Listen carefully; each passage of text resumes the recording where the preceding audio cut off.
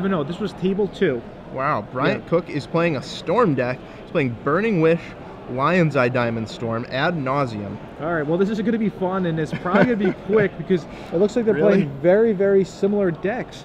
It looks like Royce Walter is playing ad nauseum, Empty the Warrens, Infernal Tuner, Burning Wish, Rite of Flame, Dark Ritual, Lotus Petal, Lion's Eye Diamond, pretty much everything you're going to see. So it's combo versus combo. Yeah, these two players might be friends because they have really, really similar lists. I don't see a different card in the list, maybe in the sideboard. Not even the mana base, you have 2 Chain of Vapors, you have 3 Abrupt Decays. It might be the exact 75. I think these two are friends because they have the same 75, maybe 74. Yeah. So if you guys like Storm decks, if you like combo decks, well, this is the matchup for you. This might be quick. That's right. Both players are sporting 4 main deck silence apiece, which is going to be huge. Yes. Whoever draws more silence and discard spells should probably win. All right, so we'll see what happens. There's a Gataxian Probe from Royce. Brian Cook to your left. He shows off a hand of Underground Sea, Burning Wish, Silence, Lotus Petals, Brainstorm, Chrome Mox, and Rite of Flame. Wow, and that's a nice looking deck from Brian Cook. All foreign, all foil, and you know, like I said a few rounds ago, this is what I love about Legacy. People just are so proud of their decks. They know how to play their decks so well because they get to play them for years. They get to try and trade for, collect the cards for them for years at a time. Yep. Really cool. I mean, it's a nice looking hand as well. Yeah. We'll see what Royce has to do right here. Yeah, the silence key in this matchup. Yeah, we'll see. Brian Cook from Syracuse, New York. He actually created this deck. He's one of the creators. That's what he put as one of his accomplishments. So we'll see if he plays his deck perfectly. He also top 8 at Grand Prix Columbus, which was a Legacy tournament. So he's definitely familiar with Legacy. And his opponent is Royce Walter, also Syracuse, New York. So these guys must have came together. These guys must be good friends. Yeah. Royce Walter really wanted us to know, wrote down on his information sheet, he has a great love for bacon. All right. Good for him. Yeah. Me too. We'll see what happens. There's a Ponder. Royce shuffling his deck.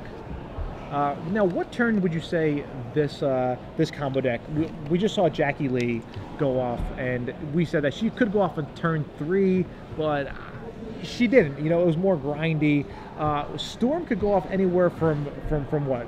What do you think? If you had to put like a range of turns? Well, it could go off on turn 1 theoretically, but more likely turn 2 is really the earliest it can realistically go off, all the way up to turn 4 with the slower hand. Yeah. Burning Wish costs quite a bit of mana. Yeah, Burning Wish is 2 mana. Essentially, after sideboard, when you're playing against a deck that will have some counter spells such as Daze or Spell Pierce, or some cards like discard spells, we'll say Inquisition of Kozilek, Thoughtseize, Hemta Turok, the games get a lot more grindy.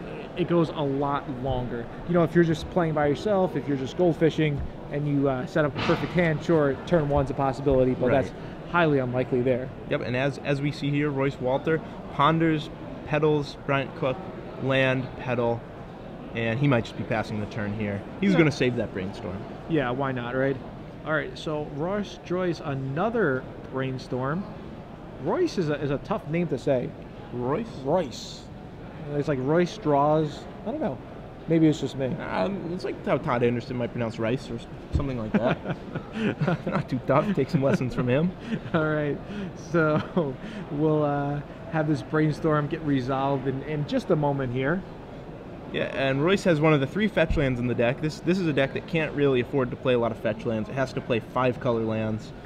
But he has one of them, so he'll be able to clear out the top of his deck, go find another blue land to play a cantrip, probably Volcanic Island here.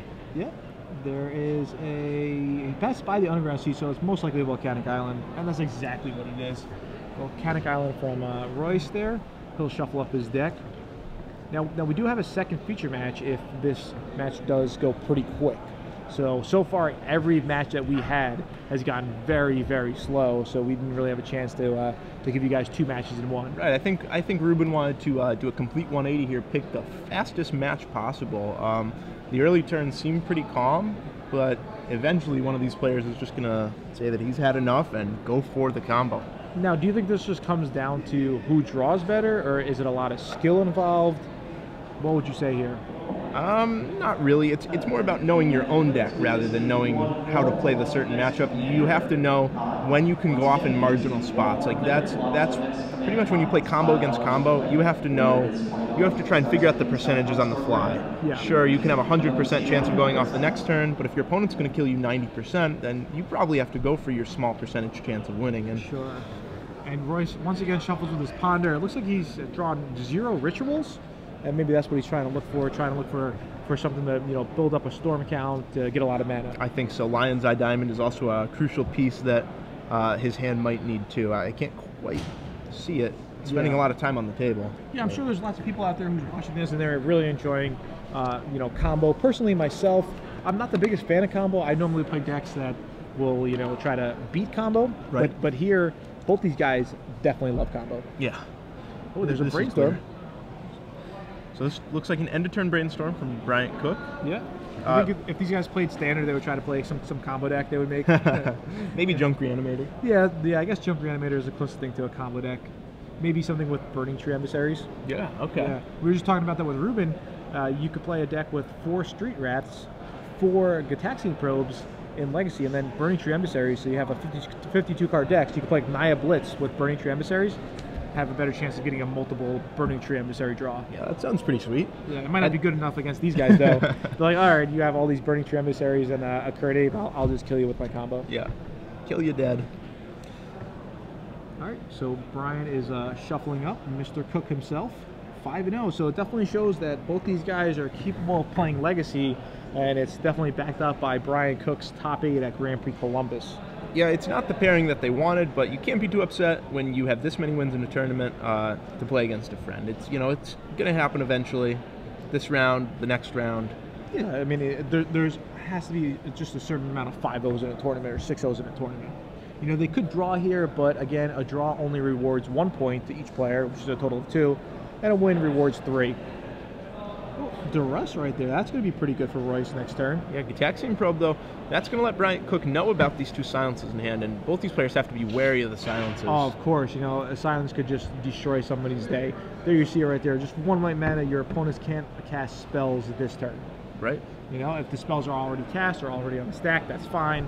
But once you have priority, you can play a silence and pretty much end all the nonsense. So Royce will lead off with another brainstorm. He cast multiple brainstorm / ponders so far this game.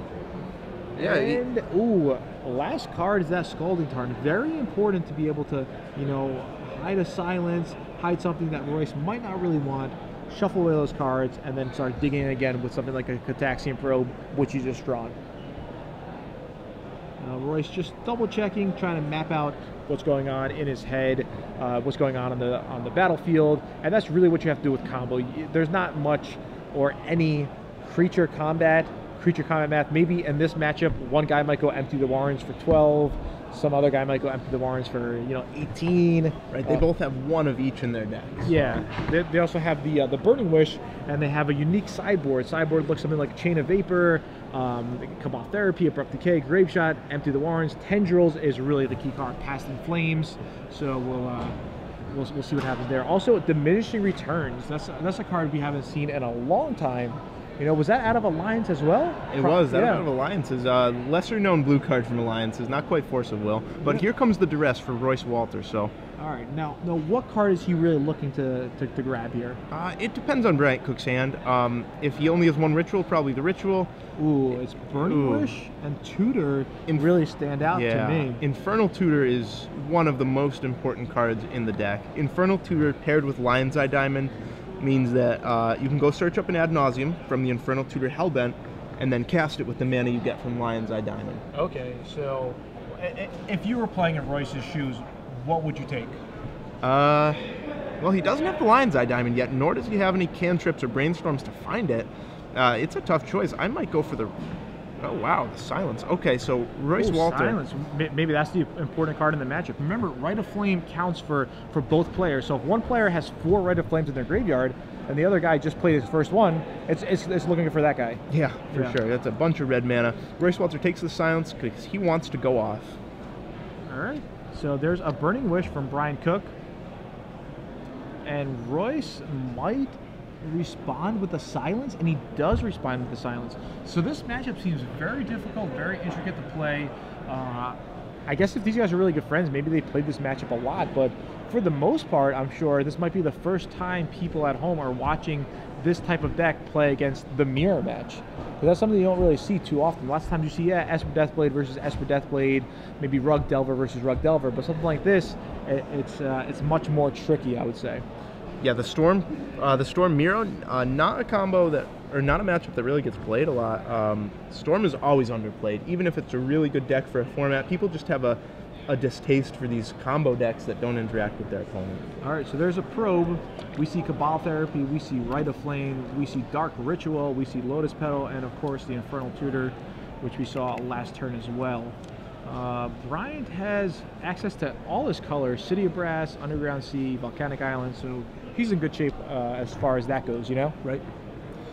So Gemstone Mine drawn, in case you guys aren't familiar with Gemstone Mine, it works as a City of Brass, but it's even better because you don't have to take any damage. The drawback is you can only use it a couple of times. Right, but in this deck, it's usually a lot better than City of Brass because every life point matters due to ad nauseum. Yeah.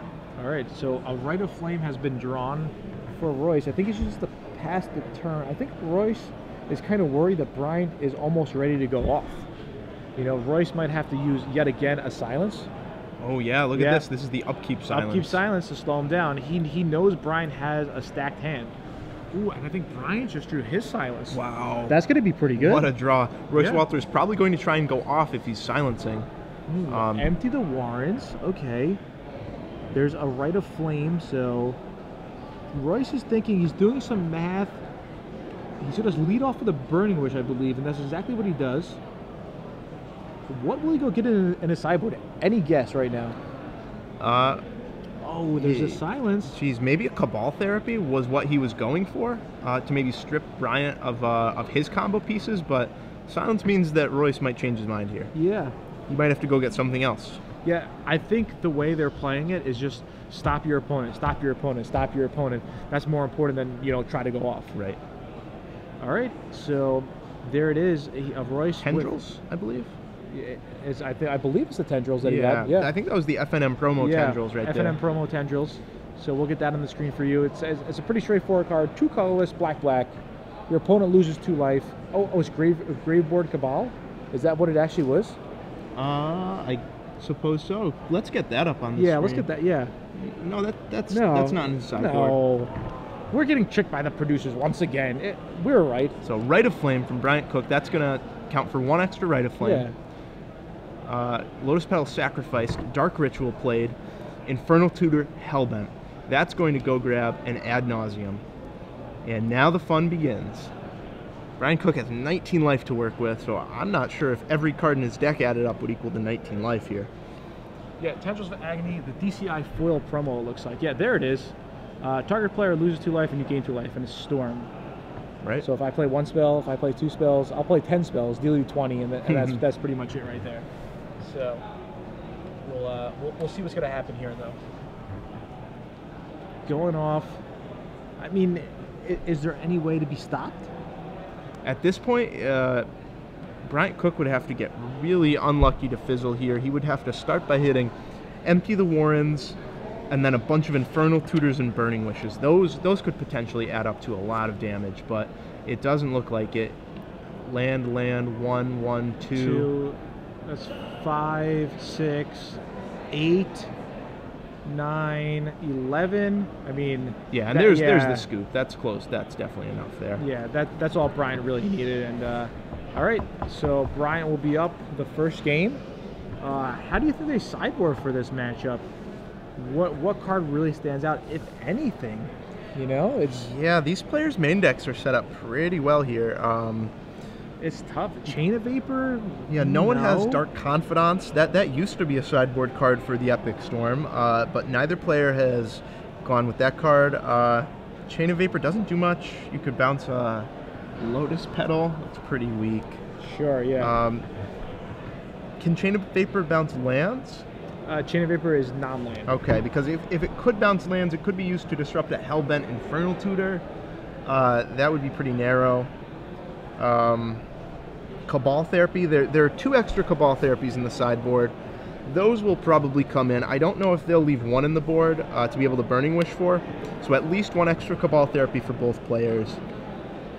Other than that, not much. It's a Wish board, it's a Xantid Swarm board, and it's a Bounce Spell board, Abrupt Decay. So nothing really. These players are going to keep their main decks real similar. Yeah, now this is a type of deck that a lot of players will be scared to play against. They don't really know what's important lots of times. Like, oh, should I counter this Ritual? Should I counter this Burning Wish? Which card should I take with my discard spell? I mean, we saw last round where Calcano was unfamiliar of how to deal with the elves from Jackie Late. Right. Imagine if Calcano was up against the Epic Storm. You know, if a player hasn't played much Legacy, it's really difficult to kind of think on the fly and know what cards are important. Right, because it's not like you can just have a laundry list and say, okay, this card is the most important, this card is the next most important. Yeah, if you have to it changes all the time when you're playing against Storm. Sure, if you have to give any advice to the new players, if they're playing against, say, the Epic Storm, and they have never played against it before, you know, what cards should they try to stop, or how should they go about, you know, attacking the opposition? Well, they're cards that are really important, meaning they're cards that actually get them advantage. 4 Burning Wish, 4 Inferno Tutor, 1 Ad Nauseam. It's not like the deck's just going to play a bunch of spells and then tendrils you out in the main deck. That's probably not going to happen. It could. It could, but yeah. There's usually only 1 tendrils in the deck. So trying to counter the Infernal Tutor is pretty good. Trying to counter the Burning Wish is pretty good. Sometimes Lion's Eye Diamond, depending on what route your opponent wants to take, but usually you don't want to fight over the 0 mana spells. Usually it's more the important ones like Ad Nauseam, Burning Wish, Infernal Tutor. But it can be tough when your opponent plays Silence. Yeah, Silence is definitely important, not only in the mirror match, but against other decks as well that might want to try to disrupt you with counters, for example. So you say, hey, Silence, you have to now counter this, otherwise I'm going to go off freely. Right. Pretty much when you're playing against the Storm deck, you either want to choose, based on your hand, based on your deck, whether you want to attack their mana, meaning Wasteland their dual lands and counter their rituals, or whether you want to attack their card draw type spells or their tutor type effects, the Burning Wish Infernal Tutor. Yeah, I mean, their deck only plays 12 lands, and you might think, wow, 12 lands? That's not a lot, but it does play many rituals. It also plays Lotus Petal and Lion's Eye Diamond and Chrome Mox. Yeah, Chrome Mox especially. Yeah. That's like 15 lands right there. Yeah, maybe something like Chalice of the Void would be the best way to attack this type of deck. If you think this deck might be played at the Invitational, and you're qualified for the Invitational and you're watching this, hey, maybe throw a couple of Chalice of Void in your sideboard and see how that does for you. Yeah, Chalice is really strong, especially if you can play it for 0 on the play. Just knock out 11 cards from the deck. Yeah, and I mean, even on 1 is really good too. Yeah. Well, stop Dark Ritual, stop Rite of Flame, but most importantly, stop Ponder and Brainstorm. Right. If you can play a Chalice on 0, 1, or 2, they're all really, really good. Definitely. Definitely. What do you think about playing a Chalice type deck? Maybe with Metalworker? I wouldn't like it with Metalworker. I would like a blue Chalice shell, maybe like an Ancient Tomb, perhaps like Back to Basic shell even. Okay. Something like that. Yeah. I could see working. Ancient Tomb Blood Moon Chalice maybe. Sure. Maybe like Red Metalworker, that could be good. Okay, yeah, maybe something to think about if you guys are innovating, if you guys are looking at the M14 spoiler list. I know that's out now, pretty much almost all the cards, just about, so you could start seeing if any M14 cards will make their way into Legacy. Normally not when it comes to core sets, but you never know. I mean Ponder's out there, but I guess Ponder was a reprint. Yeah, they've been changing up the core sets though. They've been more and more like real sets ever since the first M10, you know, the first printing of Baneslayer Angel set. Sure, yep. Baneslayer was a beating. Yep. I think Baneslayer made his way into Legacy for a little bit. Yeah. Not a bad one of. All right, so both players will draw their 7 cards. Both players 5-0, and it's only a 9-round tournament. So when you're 6-0, and you know, in a 9-round tournament, you got to be feeling pretty good. Yeah, even 5-0 in a 9-round tournament. Yeah, definitely good. These players 2 wins away from locking up a spot in the top 8. Yeah, both players are going to keep. There's a Cataxian Probe. I feel like Cataxian Probe is probably the most common turn 1 play with the Ecto Storm. You almost always lead off with. Wow. Look at this hand that Brian Cook kept. Powerful hand. That's pretty amazing. Imagine if he just draws a Empty the Warrens. Yeah, or an Infernal Tutor, or a Burning Wish, or anything like that. Really good hand. I wonder if Royce has any disruption. Yeah.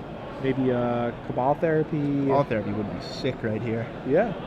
We'll find out in a second what will happen. Now, do you like Cabal Therapy over, say, Thoughtseize or something along those lines? Thoughtseize is tough because of the 2 life, but or Inquisition. Yeah, Inquisition of Kozilek is good. Duress is good. Yeah. It looks like they went with 2 Duress, 1 Cabal Therapy in the main, but for the sideboard they went with more Cabal Therapy. So it is kind of weird. Yeah. How they split that. Maybe we could ask him about that. Why Cabal Therapy over something like Thoughtseize, Inquisition, or Duress? Yeah. It's not like we have creatures that we want to sacrifice. I mean, if you have Empty the Warren's tokens, that means you pretty much already went off. Right.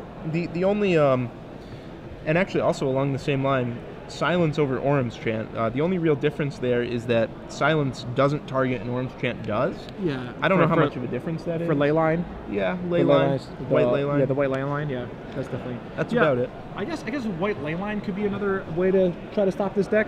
Yeah, if you have a White Leyline, your opponent has to Burning Wish for a way to get by it. Yeah, like a Chain of Vapor, for example.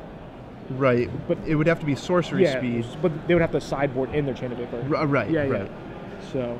And look at their sideboard, their only card that they can actually go fetch up is to Empty the Warrens. That's right, and you know, to get around a White Leyline. There's no Hull Breach in either sideboard here. Yeah, but again, White Leyline, nobody really plays it main deck, so it would be sideboard. So Bryant also has a Gitaxian Probe. He's another hand with a lot of doubles: double Burning Wish, double Duress, double Dark Ritual. Do you like that hand, or do you think it's not that strong? I think he kept it on the back of the Duresses. It's okay. I think you have to keep it because it has 2 disruption spells, but he can't like it. Okay. All right, so Bryant plays out pretty much his whole hand. Lotus Petal, 2 Lion's Eye Diamonds, and a Scalding Tarn. And he'll pass the turn right there. Yeah, but I think, okay, here's Duress. Probably Rite of Flame, I think he should be. Does he care about Rite of Flame, or does he want Silence? I would pick the Silence. I don't know why Bryant Cook put the Rite of Flame to the graveyard. Maybe it was a joke, yeah. There's Lion's Eye Diamond. So Ritual, Burning Wish for Royce. He has a lot more powerful of a hand. Bryant Cook has to just pray that he's going to draw one of his tutor effects, one of his wish effects, ad nauseum, something like that. Yeah, definitely. That's probably the most important card right here, right now. As we see Bryant shuffle up, you want to go fetch up an Underground Sea. Yeah, I mean his cards are really nice looking, black bordered, foiled, foreign foils. You know. Yeah, you got to give him props for this deck. He's worked really hard on this. You can tell. Yeah. I know the Syracuse, Utica area. It's a real hotbed of Legacy. Pandemonium Games is up there. Eli Cassis's store, I believe. Yeah. You know, a lot of people playing Legacy, a lot of weekly Legacy tournaments.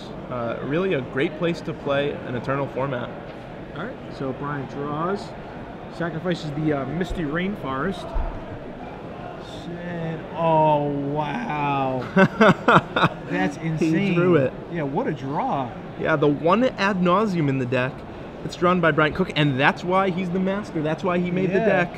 I was actually thinking that, not that it really matters, but the Rite of Flame, maybe he should have taken because Silence wasn't really going to do anything that turn. Right. I suppose, but at the same time, I don't know. How can you play around the one ad nauseum? All right, there's Lotus Petal. There's the ad nauseum. All right, let's see what happens. So in response to the ad nauseum, Cook's going to sacrifice one Lion's Eye, probably 2. No, just the 1. It looks like. All right, so it's going to be 1, 2, 3, 4, 5. Nothing. 6 there. Still 6, 7. I mean, it's pretty much all right. So there's 9. Yeah. He can just keep going. There's 11. He could even go once more. I guess he's just checking his sideboard just to make sure. He doesn't want to kill himself there. Right. He doesn't want to mess up. He doesn't want to hit a 5-drop or something. Yeah, we'll see. We'll see what happens. All right. There's Lion. Yeah, 3 red floating. There's Brainstorm. And I think Bryant could just stop right there. Yeah, I'm a little surprised Royce hasn't scooped up his 2 permanents. Yeah, I don't know. I don't think Royce could do anything given his hand of Burning Wish, Duress, Dark Ritual. Yeah, and there's the scoop, and there's the hand that he offers. He's, yeah, I won out at you, buddy. Sorry. Wow, quick game.